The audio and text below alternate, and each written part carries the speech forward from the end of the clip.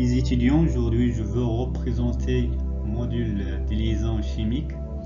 Donc on va parler surtout de deux modules qui permettent de prévoir la structure des molécules.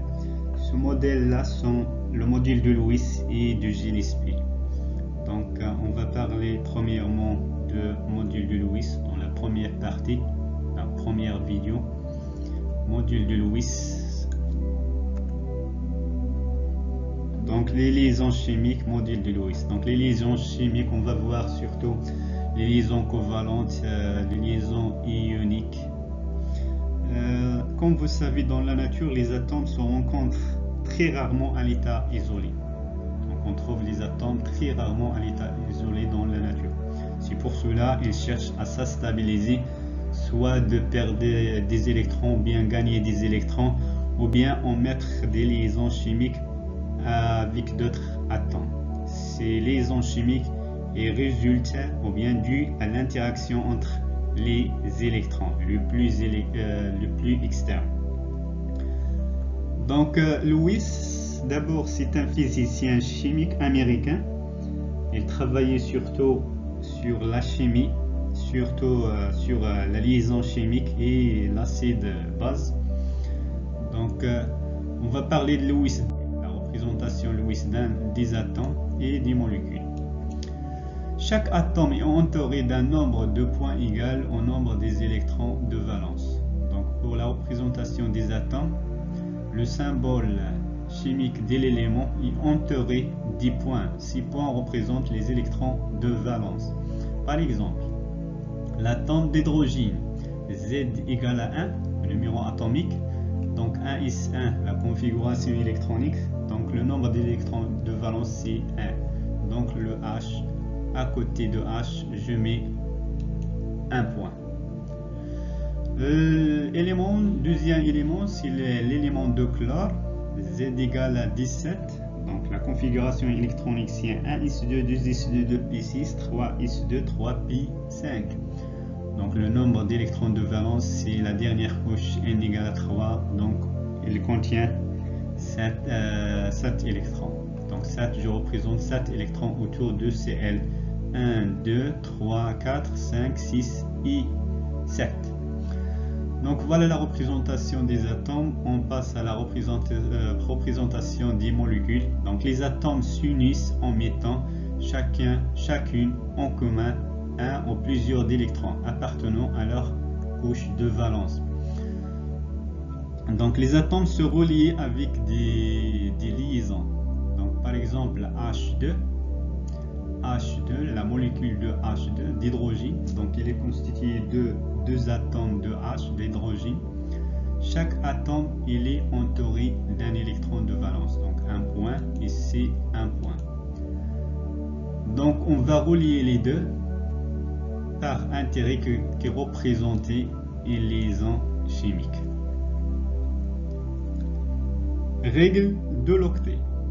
Donc Lewis a supposé ou bien proposé que les atomes non stables aient cherché à stabiliser pour gagner la configuration électronique le plus stable des gaz rares. Donc comme vous savez, donc vous avez lu la table périodique des éléments chimiques. Il trouve, il existe un colon qu'on appelle les gaz rares. Donc ces gaz rares chimiquement ne réagissent pas parce que leur configuration électronique elle est stable. Donc les éléments non stables ils cherchaient à stabiliser, ça veut dire à gagner la configuration électronique des gaz rares. Donc 8 électrons, ça veut dire il faut, on dit qu'un élément est stable lorsque sa couche externe contient 8 électrons. On parle de quoi? La règle de l'octet. Sauf le hélium, car il est constitué de 2 électrons, donc 2 électrons de valence, c'est l'état particulier.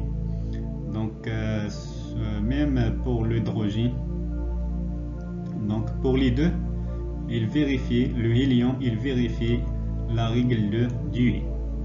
La règle de Dewey. Donc, pour l'octet, chaque atome engagé d'une liaison cherche à accurer la configuration électronique de gaz rare qui le suit dans la classification périodique. Donc, on l'appelle la règle de l'octet lorsque sa couche externe contient 8 électrons.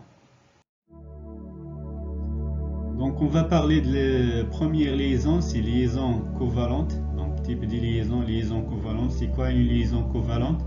C'est la mise en commun d'un ou de plusieurs doubles électrons en deux atomes identiques en ayant des électronégativités voisines. Donc, chacun des deux atomes fournit un ou plusieurs électrons de sa couche. Donc, c'est quoi une liaison covalente? C'est la mise en commun entre deux atomes, ou bien c'est la mise en commun entre deux électrons.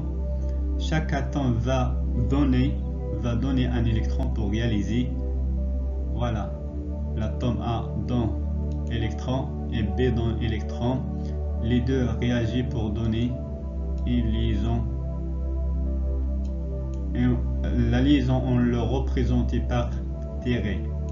C'est la représentation, c'est le schéma de Lewis. C'est Lewis qui représentait ça. Donc chaque atome va donner, va partager un électron pour réaliser la liaison. La liaison, on l'appelle cette liaison covalente. Donc c'est la mise en commun.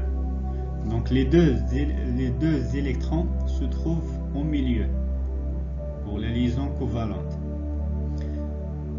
Voilà d'autres exemples. La formation, ou bien un exemple, la formation de la molécule. Donc la molécule de dichlore, chlore Cl2. Donc le chlore, comme vous avez, dans leur couche externe, il contient juste 1, 2, 3, 4, 5, 6, 7 électrons. Donc n'est pas stable, n'est pas vérifié la règle de Dewey ou bien la règle de l'octet. Donc il cherche à se stabiliser. Donc il va faire une liaison covalente avec le deuxième chlore. Donc voilà, il est là, le deuxième chlore. Donc chaque atome va donner un électron pour réaliser, pour effectuer une liaison qui s'appelle liaison covalente. Donc dans ce cas, dans leur couche externe contient 8 électrons. On va compter 1, 2, 3, 4, 5, 6, 7 et 8. C'est bon? Même chose pour la deuxième. 1, 2, 3, 4, 5, 6, 8. Donc voilà. Finalement, on va lier les deux électrons par intérêt. Voilà, comme ça et comme ça. Et voilà pour le deuxième atome. Et les deux qui effectuent une liaison covalente par intérêt selon Lewis. Donc on appelle les deux doublés, ces doublés là, les doublés non liantes, et ces doublés qui existent entre les deux atomes, les doublés liantes. Donc c'est pour cela l'atome de chlore, il effectue une seule liaison covalente. Pour déterminer le nombre de liaisons covalentes, il suffit d'effectuer 8 moins de chaque atome.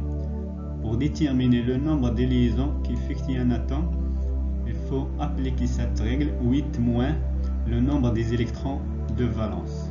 Donc par exemple, le chlore, 8 moins le nombre d'électrons de valence de l'atome de chlore, c'est 7. Donc 8 moins 7, c'est égal à quoi? Égal à 1. Donc il effectue juste une seule liaison. Voilà deuxième exemple, NH3, donc la molécule d'ammoniac. Donc Z, le numéro atomique de nitrogène, ou bien l'azote, Z égale à 7, donc 1s2, 2s2,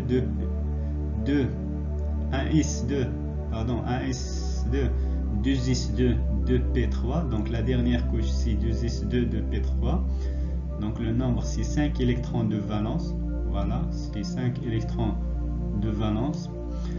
Nous avons déjà vu l'atome d'hydrogène, donc la représentation de Lewis. Donc N il est lié à 3H, donc N au milieu, c'est N l'atome central entouré par 3 d'hydrogène.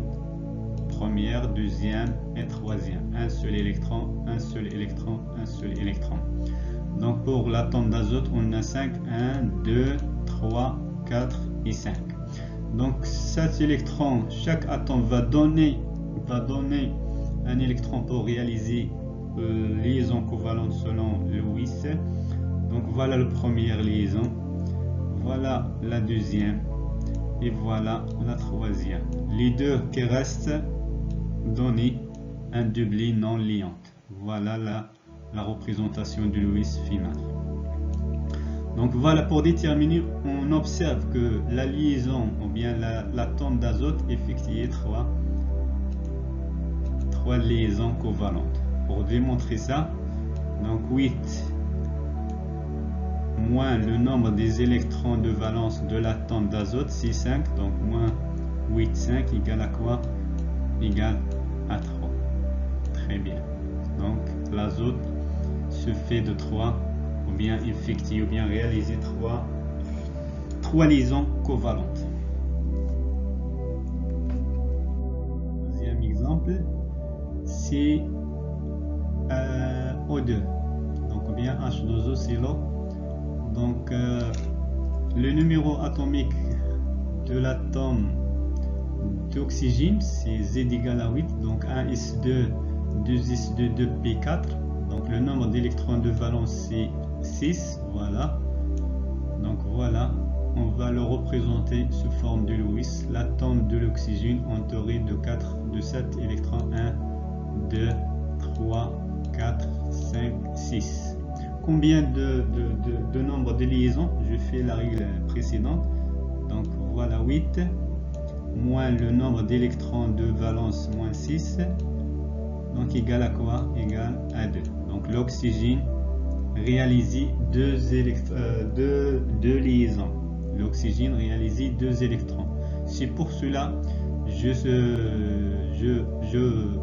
laissais 2 électrons libres et les autres, voilà, qui sont restés dans 4 électrons, je le relie entre les deux comme ça. Donc on a 2 atomes d'hydrogène. Donc cet atome, bien cet électron de l'atome d'hydrogène va relier à l'atome de l'oxygène. Donc et même chose pour la deuxième liaison. Finalement on va obtenir la formule ou bien la représentation de Lewis de la molécule H2O. Donc des doublets assurant des liaisons, on l'appelle doublets liantes. Voilà. Celui-là par exemple et celui-là, on l'appelle des liaisons liantes. Les autres qui n'assurent pas de la liaison, on l'appelle liaison ou bien doublets non liantes ou bien doublets libres. Voilà. Pour l'atome d'oxygène a possède 2 doublets libres ou bien 2 liaisons non liantes. La formation de liaison ne conduit pas nécessairement à la saturation de la couche externe par 8 électrons. Voilà un cas exceptionnel de la règle de l'octet. Donc on a dit que les atomes cherchent à stabiliser. Donc par exemple ici, l'oxygène avant la règle de l'octet, ou bien avant la représentation de Lewis, il représente juste 7 électrons à la couche externe, donc n'est pas stable. Il cherchait à stabiliser, donc il va mettre en liaison, il va effectuer ou bien réaliser des liaisons pour stabiliser. Donc à ce niveau-là, donc dans la représentation de Lewis, il possède 8 électrons. 1, 2, 3, 4, 5, 6, 7, 8. On dit que il satisfait ou bien il réalisait la règle de l'octet. Donc il y a les cas exceptionnels de la règle de l'octet. Donc la formation des liaisons ne conduit pas nécessairement à la saturation de la couche externe par 8 électrons. Donc il peut subsister dans la molécule des cases vides, donc sur certains atomes. Donc pour comprendre, on va faire cet exemple là. Donc le bore, donc la molécule BH3, le bore possède une orbitale restée vide. C'est une lacune électronique. Donc le bore, on va représenter la représentation de Lewis de l'atome de bore. Donc le bore Z égale à, j'espère à 3, oui. Donc Z égale à 3. Donc 1s2, 2s2, 2p1. Le nombre des électrons de valence c'est 3. Donc je représenter 3.1, 2, 3. L'atome d'hydrogène c'est 3 atomes d'hydrogène. Donc 1, 1, 1. Donc on va relier ces deux atomes, les deux OC et les deux. Lorsque je calcule le nombre de deux atomes externes, donc le nombre total, donc voilà pour l'atome de bord, 1, 2, 3, 4, 5, 6. Donc n'est pas satisfait la règle de l'octet, parce que la règle de l'octet, il faut qu'elle possède 8 électrons. Donc il reste 2. Ces deux-là, on l'a représenté par une lacune électronique. Donc c'est une lacune électronique.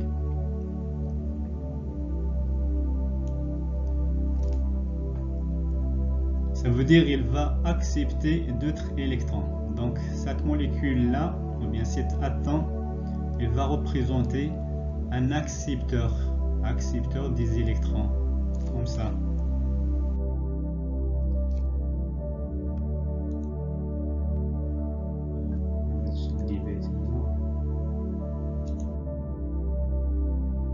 Voilà, on passe le moment dipolaire.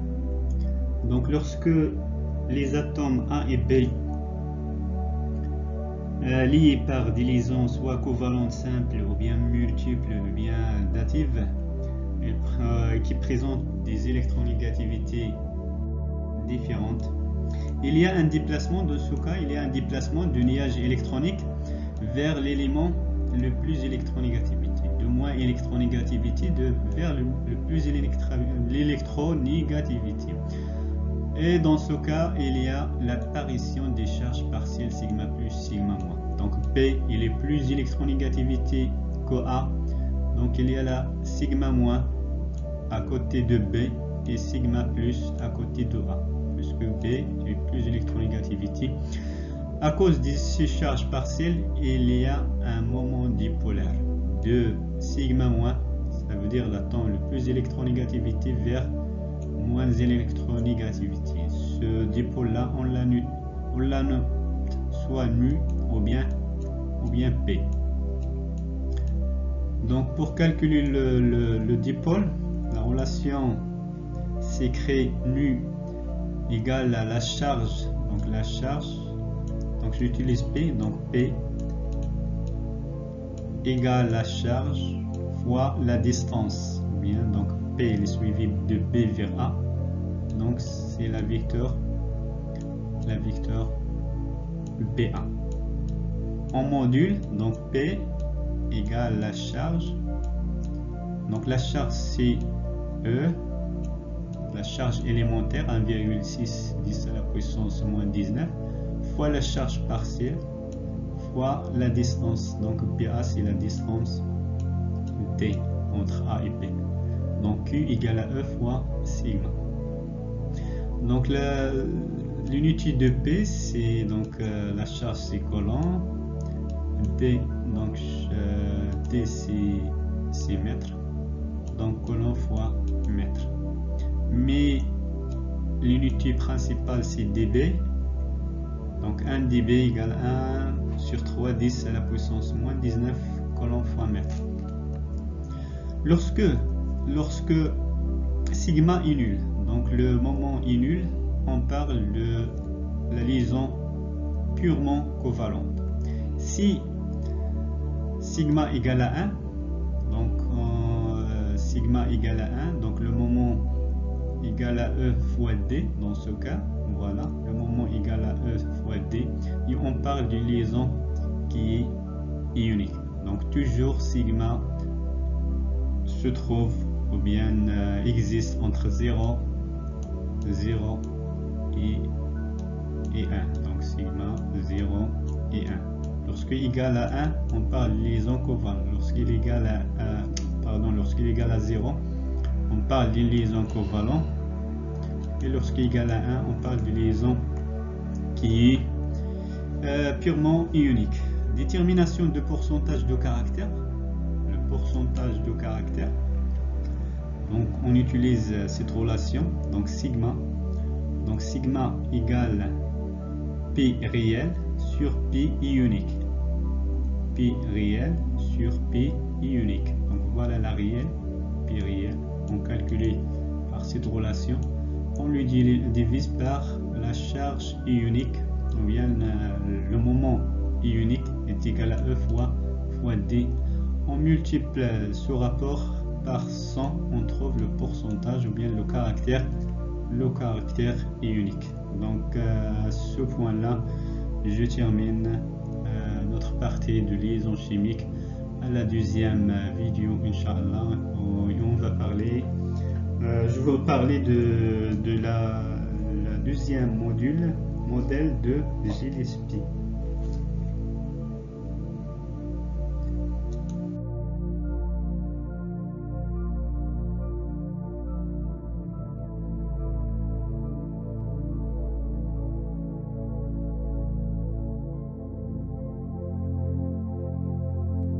Salut à tous les étudiants, bienvenue dans... On a déjà commencé, donc bienvenue dans la deuxième partie. Donc on va commencer par la correction de l'exercice précédent. Donc H3, la configuration électronique ou bien la représentation de Lewis de H3PO4. Donc H3PO4, l'atome central c'est P. Donc je vais vous donner la configuration électronique de phosphore. Donc c'est 1 S2, 2 S2, 2 P6, 3 S2, 3 P6. Donc la couche externe c'est N égale à 3. Elle contient 5 électrons de valence. Donc le nombre de liaisons de phosphore c'est 8 moins 7 égale à quoi? Donc égale, ou bien 5, 8 moins 5 égale à 3. Donc le phosphore effectue ça 3 liaisons covalentes, les autres sont datifs. Donc le phosphore est entouré de 4 électrons, phosphore au centre, entouré de 4 liaisons, 4 atomes d'oxygène. Le premier à droite, à gauche, en bas et en haut.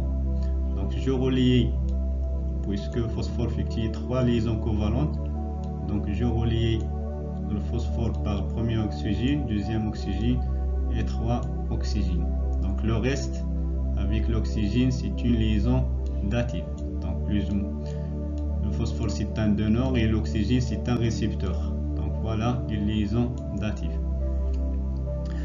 Et la molécule aussi contient 3 hydrogènes. Donc puisque l'oxygène effectue 2 liaisons, donc 2 liaisons, je relie les 3 avec 3 oxygènes. 3 oxygènes avec 3 hydrogènes. Donc voilà comme ça et comme ça. Donc très bien. Donc voilà, on obtient la forme générale de H3PO4. On passe à la deuxième exemple, ClO4-. Ça veut dire que l'atome central c'est C entouré de 4 oxygènes avec un récepteur d'un électron. Donc le chlore, la configuration électronique de chlore, 1 S2, 2 S2, 2 P6, 3 S2, 3 P5. Donc le nombre d'électrons de valence est 7. Le nombre de liaisons pour le chlore c'est 8 moins 7. 8 moins 7 égale à 1. Donc voilà. L'atome central, on a dit c'est le chlore, entouré de 4 liaisons de 4 atomes d'oxygène. Donc une liaison qui est covalentes, les autres sont datifs. Donc récepteur, donneur, récepteur. Donc voilà une liaison dative, plus, moins. Voilà. Elle reste la dernière oxygène. Donc c'est une liaison covalente. Donc l'atome va accepter un électron. Donc le chlore ou bien l'oxygène entouré de 6 électrons de valence, plus un électron qui l'a accepté. Donc oxygène. Donc je relie l'électron avec l'électron de chlore. Donc plus un moins ici. Donc finalement j'obtiens la représentation de Lewis suivant. Très bien. On passe à les limites du modèle de Lewis. Donc le modèle de Lewis est limité. Donc première limitation, n'explique pas les propriétés magnétiques des molécules ou des ions moléculaires. Donc ne donnez aucune idée sur les propriétés magnétiques. Donc voilà la première limitation. Donc deuxièmement, ne donne pas des informations sur la géométrie des molécules. Donc comme vous savez, la représentation de Lewis, je mets l'atome central entouré des atomes sur la surface. Donc les atomes, je disposais les atomes à droite, à gauche, en haut et en bas sur l'espace. Donc ne donnez pas d'informations sur la géométrie des molécules.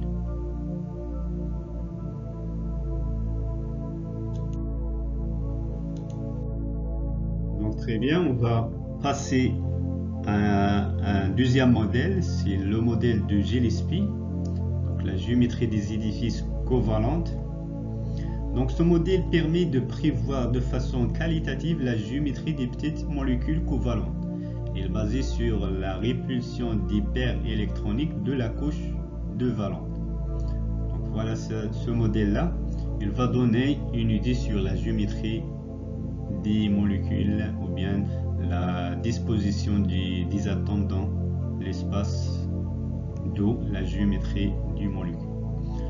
Donc Gillespie a donné une relation, on peut le considérer comme une relation AXM de forme générale AXMEN, tel que A c'est l'atome central, X c'est atome lié à l'atome central, ça veut dire les atomes entourés de A, M c'est le nombre d'atomes liés à A, E sont du doublet libre autour de A, ça veut dire autour de l'atome central, et N c'est le nombre de doublets libres. Donc finalement lorsque je fais M plus N, donc N plus N, j'obtiens la géométrie suivante. Donc lorsqu'il est égal à 2, il est linéaire, égal à 3, triangulaire plein, 4, tétraédrique, 5, bipyramide trigonale, 6, octaédrique. Donc les électrons, bien les atomes avec le doublet libre, va donner la géométrie suivante, bien les géométries suivantes. Donc on va voir des exemples. Donc exemple, CO2. Quelle est la géométrie de CO2? Donc l'atome central c'est C, A c'est C, O c'est X, M c'est 2. Est-ce que l'atome central possède des doublets libres? Donc pour passer du modèle de Gillespie, il est obligatoire de passer sur le modèle de Lewis. Donc on va faire le modèle de Lewis de C. Est-ce qu'il possède des doublets libres? Donc voilà le modèle de Lewis. Donc le modèle de Lewis, l'atome central lié avec 2 oxygènes. Le premier oxygène à droite et le deuxième à gauche. Je relie les deux. Donc est-ce que l'atome central possède du doublet libre? Non. Donc il est de la forme AX2. AX2. Donc N égale à 0. Donc M égale à 2, N égale à 0. Donc le nombre égale m plus n c2. Donc la forme c'est linéaire. La forme dans l'espace est linéaire comme ça. Donc la forme de AX2. Toujours les molécules, toutes les molécules qui ont la forme AX2 sont linéaires. Donc molécules linéaires. Deuxièmement, SNCl2. SNCl2. Donc la forme, on va étudier d'abord donc SN, l'atome central CA, Cl CX et M C2. Est-ce que l'atome central possède du double libre? Donc puisque on a SN lié à deux chlores, donc le chlore effectue une seule liaison. Pour SN, le nombre d'électrons de valence c'est 1, 2, 3, c'est 4. Donc c'est 4.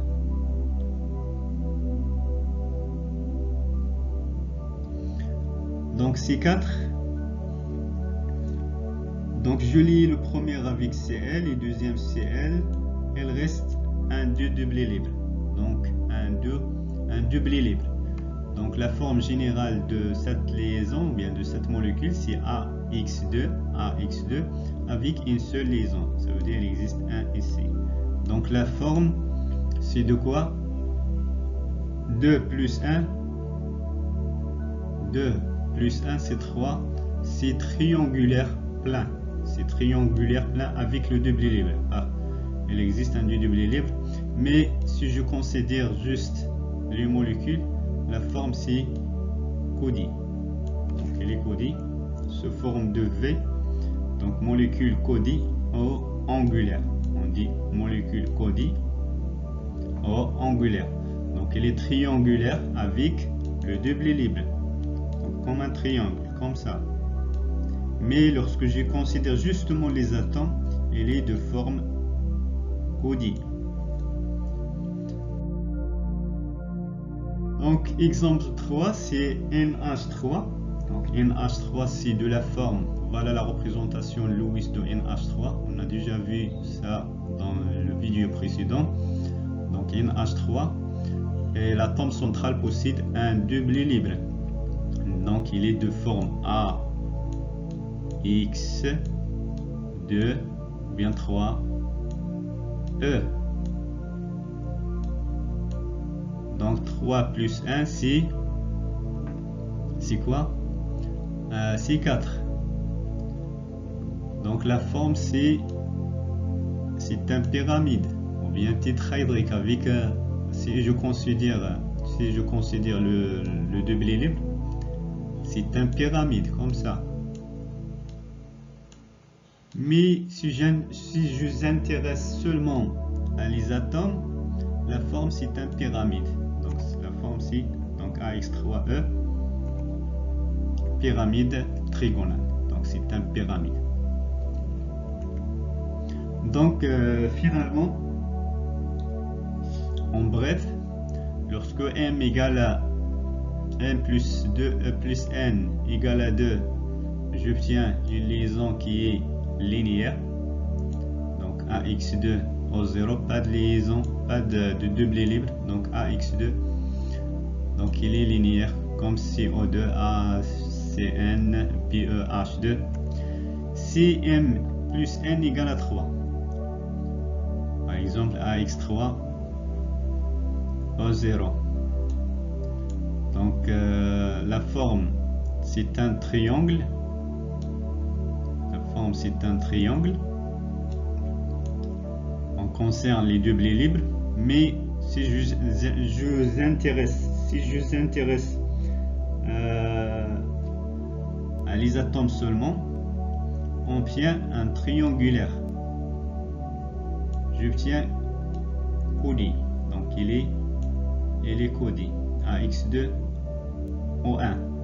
Donc AX2 O1, il est CODI. Mais si je considère AX3E, donc la somme des deux c'est égal à 3, 2 plus 1 c'est 3, et 3 plus 0. Si la molécule est de la forme AX3O0, j'obtiens une triangulaire. Si il est de la forme AX2E, c'est une molécule codée. Voilà l'exemple, NO3 moins SO3 O3. Si la somme M plus N égale à 4, donc deux blés d'électrons pointant vers les sommets d'un tétraédrique. Donc c'est un tétraédrique. Si la molécule est de la forme AX4O3, c'est un tétraédrique. Pas de doublé libre, donc voilà la représentation dans l'espace. Si est de la forme AX3O1, ça veut dire qu'elle possède un doublé libre et 3 atomes autour de A, c'est un pyramide. Si est de la forme AX2O2, c'est un édifice codé. C'est une molécule codée. Donc la somme, dans les trois cas, la somme de M plus M égale à 4. 2 plus 2 c'est 4, 3 plus 1 c'est 4 et 4 plus 0 c'est 4. Donc on passe à le cas M plus N égale, ça veut dire AX5O0. Donc l'atome central entouré de 5 atomes, il ne possède pas doublé libre. Donc la géométrie c'est un bipyramide. Donc deuxième cas, AX4 plus un doublé libre. Donc la forme c'est tétraédrique. AX3O2 c'est un édifice en forme de T. Et la dernière cas, AX2O3, ça veut dire entouré de 2 atomes et 3 atomes centrales possèdent 3 doublés non liantes, c'est un édifice linéaire. On passe à le cas M plus N égale à 6. Donc la sommée c'est un octaèdre dans les trois cas. Pour le premier cas c'est un triangulaire. Donc les trois cas, ou bien les 4 cas, c'est un triangulaire en comptant les doublés libres. Dans le cas où égal à 6, c'est un octaèdre. Donc on a trois possibilités. AX6O0, donc il est entouré de 6 atomes et l'atome central ne possède pas de doublé libre, donc c'est un octaèdre. AX5O1, c'est un pyramide. Et AX4E2, c'est un carré. On passe à la théorie des orbitales moléculaires, ça veut dire l'assemblage des orbitales atomiques.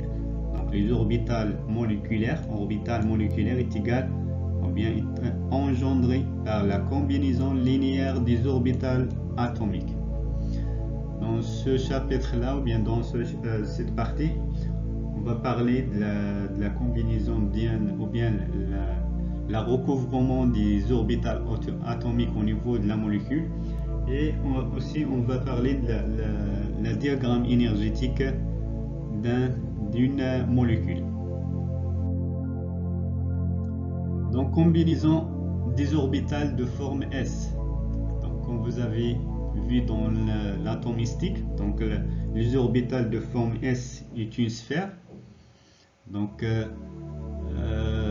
la combinaison entre les deux, on peut obtenir, ça veut dire 2S, on peut obtenir deux formes, soit une orbite liante, sigma S, ou bien l'orbite antiliante. Dans le cas antiliante, donc plus moins, plus c'est recouvrement des orbitales. Dans le cas de plus moins, ça veut dire chaque forme possède une équation de Schrödinger. Donc sigma ou bien psi 1s et psi moins 1s. Donc la somme des deux, c'est la résolution de l'équation de Schrödinger. Donc finalement on obtient un recouvrement liante et un recouvrement antiliante. Donc il y a un plan Nadal. Ce qu'il faut retenir, donc la combinaison de formes S donner quoi? Donner deux orbites moléculaires, sigma S et sigma S étoile. Donc sigma S liante, orbitale moléculaire liante, et sigma S étoile, orbitale moléculaire anti-liant.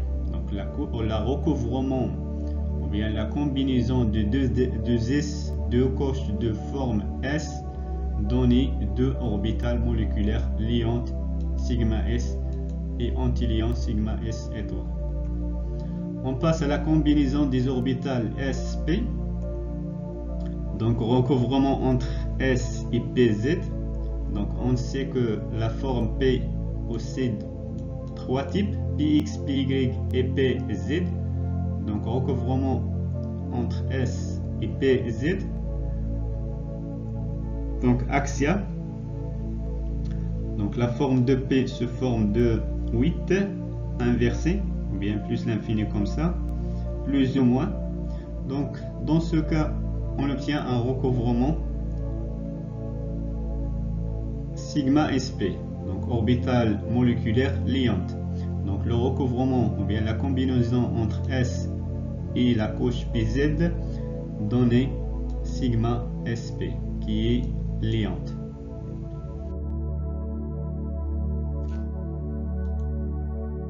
Donc on passe à la deuxième cas, recouvrement axial anti-orbital. PZ se rencontre avec des signes opposés, on obtient un plan nodal, donc pas de recouvrement dans ce cas. Donc l'orbital moléculaire obtenir c'est sigma Z étoile anti-liant. On passe à la recouvrement latéral entre PX et PY. Donc soit je considère X ou bien Y. Donc j'obtiens un recouvrement liante lorsque les signes, lorsque les orbitales se rencontrent avec le même signe, donc plus, même signe, plus, plus. Donc j'obtiens ici un recouvrement mis de type PX ou bien PY. Ce sont des orbitales moléculaires liants. Les orbitales moléculaires de ce forme-là ont la même forme d'énergie, bien la même énergie. Donc ils se trouvent dans le même niveau d'énergie dans le diagramme énergétique. L'autre cas ou bien le deuxième cas, donc le deuxième cas opposé, ça veut dire les charges plus se rencontrent avec la charge moins d'un autre couche orbitale. Donc j'ai observé il y a un repousse, donc pas de recouvrement. Donc j'obtiens un orbital moléculaire anti-liant, PX étoile ou PY étoile. De même, ces deux orbitales moléculaires se trouvent sur le même niveau de diagramme énergétique. Donc voilà, maintenant on va parler de dernier point. Donc c'est le diagramme d'énergie des orbitales moléculaires. Donc les règles de remplissage c'est la même que les règles des orbitales moléculaires. Donc le remplissage prioritaire des niveaux d'énergie le plus bas vers le plus haut. Donc remplissage par énergie croissante. Sur un même niveau, remplissage du plus grand nombre possible d'orbitales avec des signes parallèles. C'est la règle du Hand. Donc c'est les mêmes règles des orbitales atomiques. L'expérience montre que les énergies des orbitales moléculaires sont de l'ordre suivant. Donc toujours les sigma S ont des énergies bas. Les sigma S étoiles se trouvent en haut du diagramme d'énergie des orbitales moléculaires car ils possèdent une grande forme d'énergie. Pour calculer l'indice de liaison de chaque atome, donc l'indice de liaison I est égal à 1/2 c'est le nombre des électrons liants moins le nombre des électrons anti-liants. Donc on passe à les applications. Donc pour appliquer ces règles-là, on va faire premier exemple. Donner le diagramme énergétique de la molécule O2, donc le dioxygène. Donc comme vous savez, le dioxygène, ou bien l'atome d'oxygène, Z égale à 8, donc 1s2, 2s2, 2p4. Donc les électrons de valence c'est 2s2, 2p4, donc 6 électrons. Donc dans le diagramme d'énergie des orbitales moléculaires, on représente seulement les électrons de la couche externe, ça veut dire les électrons de valence. Donc on passe à la représentation de la forme du diagramme énergétique de cette molécule O2. Voilà, on passe à la représentation du diagramme énergétique de la molécule O2. Donc la molécule O2 est constituée de 2 atomes d'oxygène. Donc la représentation est la suivante, je vais l'expliquer. Donc à droite je mets les niveaux d'énergie de la première atome et à gauche les niveaux d'énergie de la deuxième atome. Et j'en mets des flèches comme ça, c'est l'échelle d'énergie. Pour le remplissage des orbitales atomiques, donc on va respecter les règles de remplissage, ça veut dire les règles d'explosion de Pauli, règles de Hank, règles de Kloshkovsky. Toutes ces règles-là, il doit respecter pendant le remplissage. Dans chaque atome possède 8 électrons, ça veut dire 8 électrons de valence. Donc le remplissage, la règle de Hank, les éléments ont tendance à occuper le plus grand nombre d'orbitales atomiques de même énergie. Donc l'état le plus stable correspond à celui qui comporte le plus grand nombre d'électrons non apparus. Donc le remplissage, 8 électrons, je remplis d'abord la couche S, comme ça, par 2 électrons de sens différents. C'est le principe de Pauli. Après, je remplis la couche P. Donc la couche P, Px, Py, Pz. Donc je remplis Px par un électron en haut.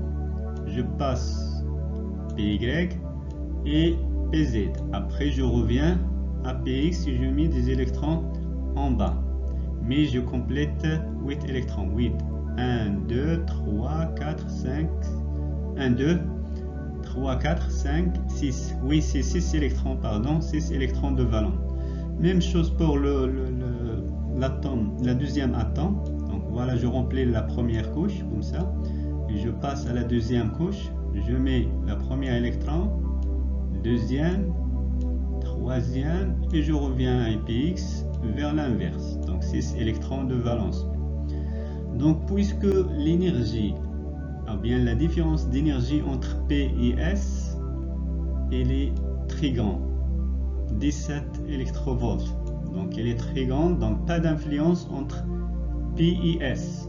Donc pas d'influence entre P et S. Donc justement je relie S et S. C'est le recouvrement entre S et S. Donc voilà, je mets des points comme ça. C'est un recouvrement, ou bien l'association.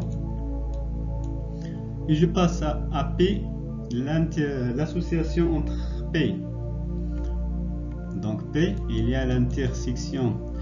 Et après, avant de ça, il faut mettre les orbitales moléculaires, donc avec l'ordre précédent. Donc toujours sigma S en bas, il possède une faible énergie, et sigma Z étoile en haut. Donc sigma S étoile, sigma Z, Px et Py, Px étoile, Py étoile, et finalement. Après je lis les deux, pour les deux atomes, c'est le recouvrement ou bien l'association, comme ça, et comme ça les points. Pour PY, PIS, pas d'association. Ça veut dire je ne mets pas comme ça entre P et S parce que il n'y a pas de recouvrement. L'énergie est très forte. Si l'énergie est très faible, dans ce cas je peux mettre la relation entre les deux. Après je remplis par 16 électrons. Donc 6 plus 6 c'est égal à ces 2 électrons. Donc je remplis en respectant les mêmes règles de remplissage. Je remplis sigma S. Après je remplis sigma Z. Et je remplis sigma S étoile, sigma Z, tout en respectant le nombre d'électrons. 1, 2, 3, 4, 5, 6. Donc il reste 6 électrons. Je passe à le niveau P. Donc je remplis PX. Je passe à PY. Et je reviens à PX, la flèche en bas. Et pour PY. PX étoile. Oui, c'est PY. Donc il reste 2 électrons. Je mets un électron essai et un électron essai. Donc voilà, je remplis les orbitales. Essai, je représente les orbitales moléculaires et essai les orbitales atomiques. Donc j'observe. Donc voilà le diagramme énergétique final. J'observe que la couche finale, ou bien la couche finale, contient des électrons non liés, donc célibataires. Donc ou bien l'orbital moléculaire de O2, elle possède des électrons non liants, ou bien célibataires. Dans ce cas, on dit que la molécule de O2 est paramagnétique. Ça veut dire présence d'électrons célibataires. La configuration électronique, donc sigma S2, sigma S étoile 2, ça veut dire 2 électrons, sigma Z, combien d'électrons? C2, PX C2, PY C2, entre parenthèses, virgule, PX étoile, elle contient un électron, et PY étoile contient un électron, et PZ étoile c'est 0. Donc pour PZ, n'est pas obligé de mettre PZ parce qu'il est nul. Et après on va calculer, finalement je calculer l'indice de liaison. Ça veut dire combien de liaisons peut effectuer ou bien possède cette molécule là. Donc j'applique la relation précédente, I est égal au nombre des électrons liants moins le nombre des électrons non liants sur 2. Donc le nombre des électrons liants, je calcule 1, 2, 3, 4, 5, 6, 7, 8. C'est 8 électrons moins le nombre des électrons non liants. Donc ce sont des étoiles. 1, 2, 3 et 4 sur 2, donc égal à 2. Donc voilà, je termine la représentation de ce modèle là, la liaison chimique. J'espère que vous avez compris et merci pour votre attention. Et si vous avez besoin d'informations complémentaires ou bien vous avez des questions, n'hésitez pas à me contacter soit sur mon compte Facebook ou bien WhatsApp. Donc merci et